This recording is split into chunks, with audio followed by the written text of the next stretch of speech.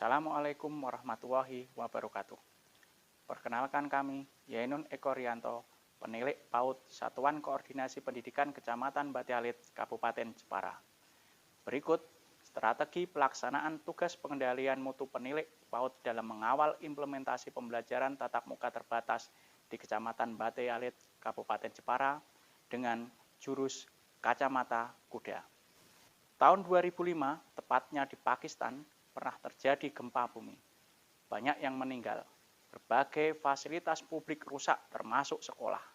Anak-anak terpaksa tidak bersekolah selama 3 bulan. Dalam sebuah studi menemukan bahwa 4 tahun setelah gempa bumi itu, mereka yang kehilangan kesempatan belajar karena tidak bersekolah selama 3 bulan mengalami ketertinggalan belajar selama 1,5 tahun dibandingkan mereka yang tetap bersekolah.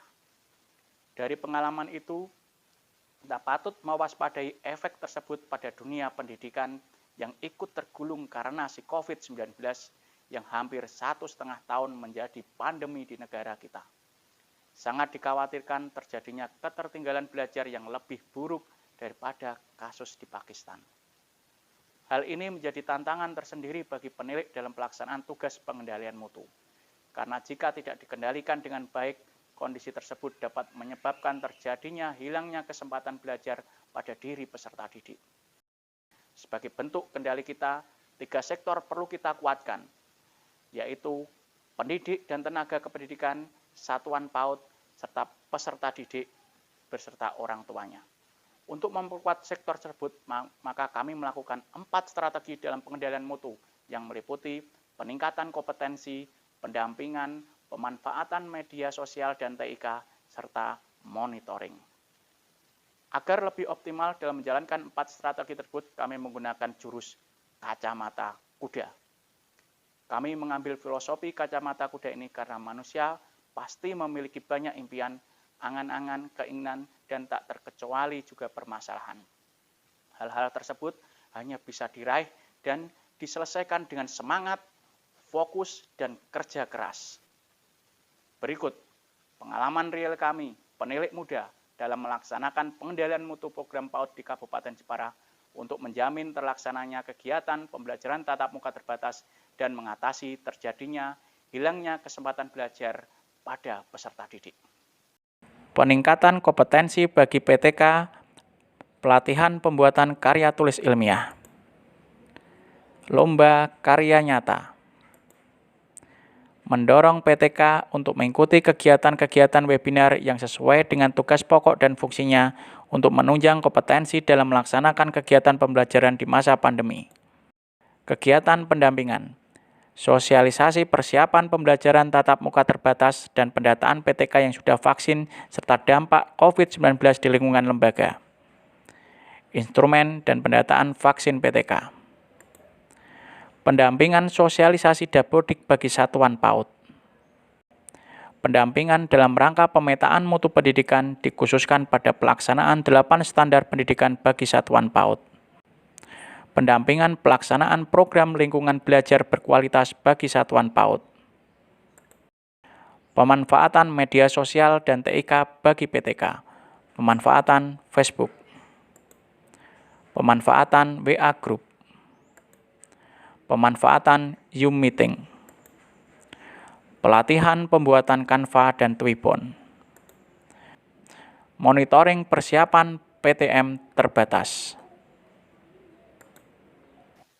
Lalu, apakah semua itu sukses, berhasil, lancar, bisa menjamin tidak terjadinya learning loss? Jawabannya belum sepenuhnya berhasil, karena baru menyentuh PTK dan satuan PAUD-nya. Bagaimana dengan peserta didiknya? Meski terlihat menyenangkan, pembelajaran di rumah bukanlah sesuatu yang mudah bagi para orang tua. Banyak wali murid PAUD mengeluhkan pembelajaran daring ini karena dinilai kurang efektif. Strategi berikutnya adalah merancang kegiatan untuk mengatasi masalah di peserta didik dan menjembatani keinginan orang tua. Adanya regulasi bahwa sektor PAUD bisa melaksanakan pembelajaran 2 bulan setelah jenjang SD belum bisa membendung sepenuhnya keinginan orang tua yang ingin segera memasukkan anaknya ke sekolah. Bahkan ada yang mengancam untuk memindahkan atau bahkan tidak menyekolahkan anaknya di PAUD jika sekolah tidak segera ada proses pembelajaran secara langsung. Langkah yang kami minta kepada lembaga adalah tetap melaksanakan instruksi dari Kepala Dinas Pendidikan bahwa memang belum diperkenankan pembelajaran tatap muka langsung untuk PAUD. Yang kedua, tetap mengakomodir keinginan orang tua, yaitu dengan strategi pintas atau pembimbingan terbatas, di mana lembaga membagi peserta didik dalam kelompok-kelompok kecil, maksimal 5 anak, dan dilakukan pembimbingan bisa di rumah atau di lembaga dengan tetap melaksanakan protokol kesehatan yang ketat. Dengan strategi kacamata kuda, di mana kita fokus melaksanakan target sesuai yang dirancang, maka hasilnya adalah motivasi, kreativitas, kompetensi, dan kemampuan berkolaborasi pendidik dan tenaga kependidikan meningkat. Kendala yang timbul dari strategi kacamata kuda ini adalah masih adanya kekhawatiran, rasa was-was, ketakutan terhadap penyebaran COVID-19 di lingkungan lembaga pendidikan. Masa transisi dari pembelajaran normal, pembelajaran BDR, pembelajaran tatap muka terbatas, dan nantinya pembelajaran new normal tentunya banyak menyisakan permasalahan. Harapan kami ada kebijakan pemerintah yang sebijak-bijaknya bagi pendidik dan tenaga kependidikan lembaga dan peserta didik terutama PAUD.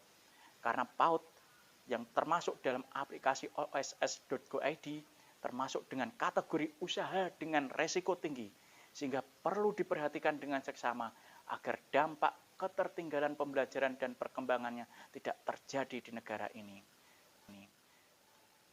Dengan kacamata kuda, penilik menolak menyerah pada COVID. Mari bergerak dengan hati untuk pulihkan pendidikan.